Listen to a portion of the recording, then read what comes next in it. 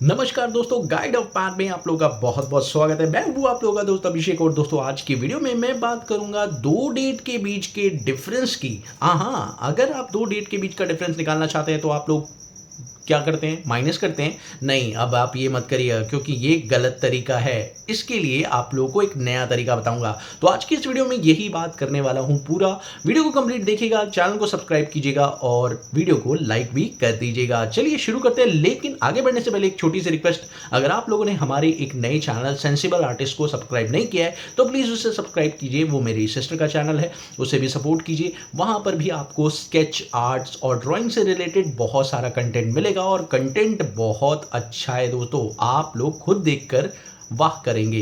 तो अगर आप लोग को पसंद आता है ये कंटेंट भी तो प्लीज़ इस चैनल को भी सपोर्ट कीजिए, लाइक कीजिए, सब्सक्राइब कीजिए और शेयर भी कीजिए।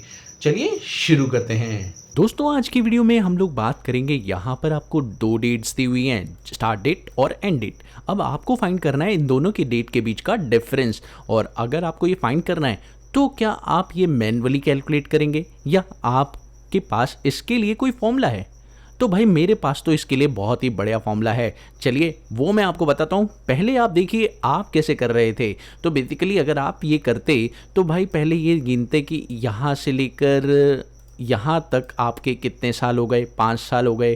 फिर उसके बाद आप ये देखते कि भाई एक्स्ट्रा दिन कितने हैं, तो फिर 14 दिन एक्स्ट्रा। फिर आप ये देखते कि 3 महीने और हैं, ठीक है, तो वो देखते। तो इस तरीके से आप कैलकुलेट करते तो आपको बहुत ज़्यादा टाइम लगता। लेकिन आप लोगों को एक्सेल का एक ऐसा फॉर्मूला समझ लेना चाहिए जो आपके बड़े काम आ सकता है। जी हाँ, एक्सेल का एक फॉर्मूला जिसको बोलते हैं डेटेड इफ़। अब आप कहेंगे सर आप मजाक कर रहे हैं क्या?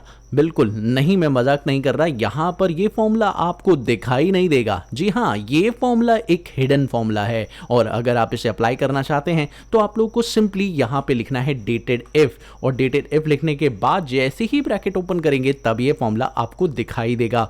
पर सर हम इसे लगाएं कैसे? सवाल ये उठता है क्योंकि इसका तो कोई सिंटेक्स आपने दिया ही नहीं है। तो चलिए कोई बात नहीं, घबराने की ज़रूरत बिल्कुल नहीं है। अब मैं आपको इसका सिंटेक्स दे देता हूँ और आपको बताता हूं कि ये काम कैसे करता है।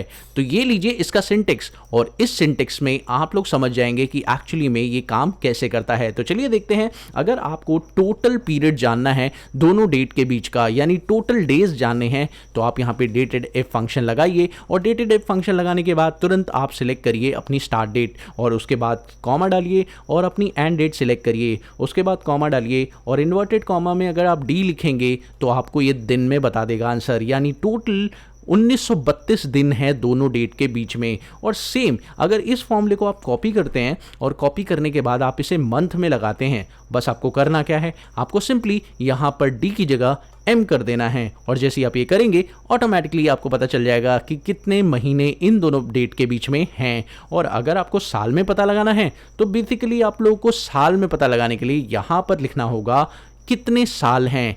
ठीक है, ये बात तो समझ में आ गई कि टोटल ये आपको डेज में, मंथ में और ईयर में कैलकुलेट करके बता देता है। लेकिन दोस्तों एग्जैक्ट टाइम पीरियड कितना है ये आपको नहीं बता सकता। लेकिन अब यहाँ पर इस फॉर्मूले को अगर इस तरह से इस्तेमाल करें तो आप लोग को एग्जैक्ट टाइम पीरियड पता चल जाएगा। जैसे दोनों डेट के बीच में 5 साल का डिफरेंस तो बिल्कुल है, ये बात तो कंफर्म है। तो अगर मैं यहाँ पर ये कह दूं कि इन दोनों डेट के बीच में 5 साल तो पूरे हो ही रहे हैं तो यहाँ पर कोई गलती नहीं है। लेकिन मंथ 5 साल के बाद कितने बचते हैं वो आपको यहाँ पे चाहिए। तो आप क्या करेंगे, आप अपने फॉर्मूले में यहाँ लिख देंगे YM। अब YM का मतलब है ईयर में मंथ कितने हैं, यानी अगर मंथ कंप्लीट होता तो वो आपको 1 ईयर देता। लेकिन अगर आपका कंप्लीट मंथ नहीं है तो वो आपको बताएगा कि एक्चुअली में कितने महीने और बचे हुए हैं। तो 5 साल तो पूरे हैं लेकिन 3 महीने और बचे हुए हैं। उसके बाद अगर आपको दिन निकालना है तो आपको यहाँ पे लिखना होगा